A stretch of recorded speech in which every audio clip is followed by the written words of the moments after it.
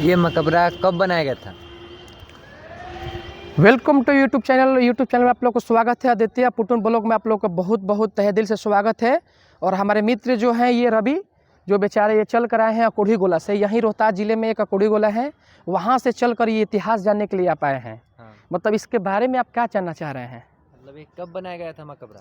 ये देखिए मकबरा 1535 ईस्वी में इसको निर्माण किया गया है और कम से कम इसको 1545 ईस्वी तक काम पूरा लगातार चला। लगभग 20,000 इसमें मजदूर काम किए।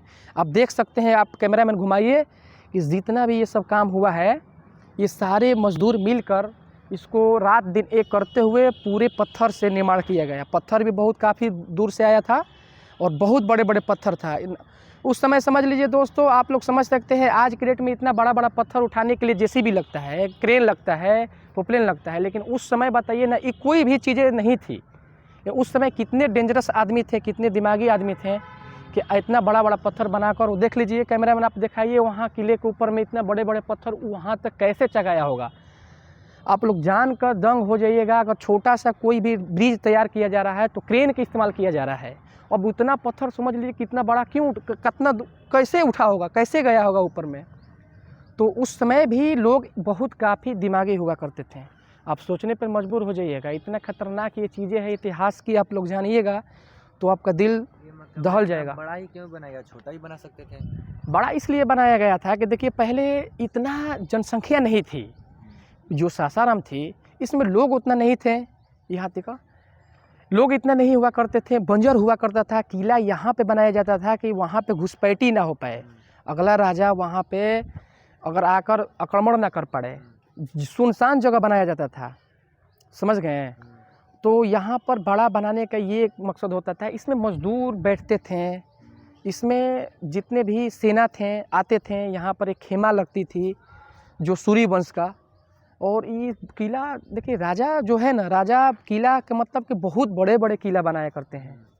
तो किला बनाने का उनका मकसद था कि राजा भाई, राजा तो राजा होता है, किंग होता है, महल तो उसका होना चाहिए, किला तब होना चाहिए बड़ा बड़ा, तभी तो राजा कहेगा।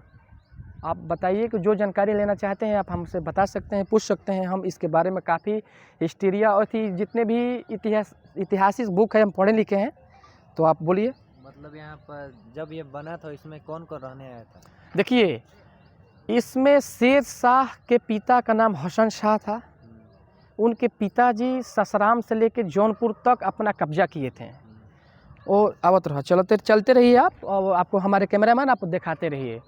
ये समझ लीजिए कि जो किला है इसमें रहने के लिए कोई आता नहीं था। जब उनके पिताजी डेथ कर गए, इंतकाल कर गए, शेर शाह के पिताजी हसन शाह के पिता का नाम था इब्राहिम शाह। इब्राहिम शाह के लड़के जो थे इब्राहिम के जो लड़के जो ये सब नाते पनाते हुआ शेर शाह। तो इसलिए हसन शाह बेचारे डेथ इंतकाल किए, तो उनका जो कब्र बॉडी है इसी में दफन किया गया। वहाँ पर देख सकते हैं हम, आप कैमरा में आइएगा, आपको हम दिखाएंगे। जो अंदर में जो है, अंदर में शेर शाह के पिता का जो कब्र है, उनके पिताजी के कब्र अंदर में उनका दफन है, समझ गए। तो जब पिताजी का इंतकाल जब हुआ, यहाँ पे दफन किए गए, तो अपने पिता के यादगार में शेर शाह ने ये सुखलका रोजा का निर्माण कराए, समझ गए। नहीं होता है कि कोई मर जाता है तो कोई स्थल बनाता है। उस समय ये किला बनवा दिए अपने पिताजी के लिए। वो अपने पिता का लाश यहीं पर क्यों गाड़े और कहीं? देखिए इसलिए गाड़े हैं कि शेर शाह सूरी इस ससराम से बहुत काफ़ी उनको लुभा गया था। यहाँ पे देख सकते हैं बगल में पहाड़ है, समझ गए। और यहाँ के जितने भी यहाँ के जमींदार थे, ये लोग हसन शाह, इब्राहिम शाह और शेर शाह जो इधर के जमींदार थे, तो देखें कि यहाँ पे अच्छा एक धार्मिक और अच्छा एक टूरिस्ट और अच्छा उनको लगा। सुनसान पहाड़ से लोग आकर आक्रमण न करें, इसीलिए इस कोने पर निर्माण करा दिया गया इस किले को। और इनको खूबसूरती लगा होगा, ऐसे हम लोग नहीं बता सकते हैं कि उनमें मन में क्या चल रही हुई, लेकिन इनको हमें लगता है कि ऐसा बताया जाता है कि यहाँ वो बहुत पसंद करते थे शेर शाह। हाँ, अब तक शेर शाह जिए रहते हैं तो इस बिहार को एक समझ लीजिए कि कोहिनूर बना देते हैं, लेकिन बेचारे डेथ कर गए। जल्दी कीजिए बेचारा।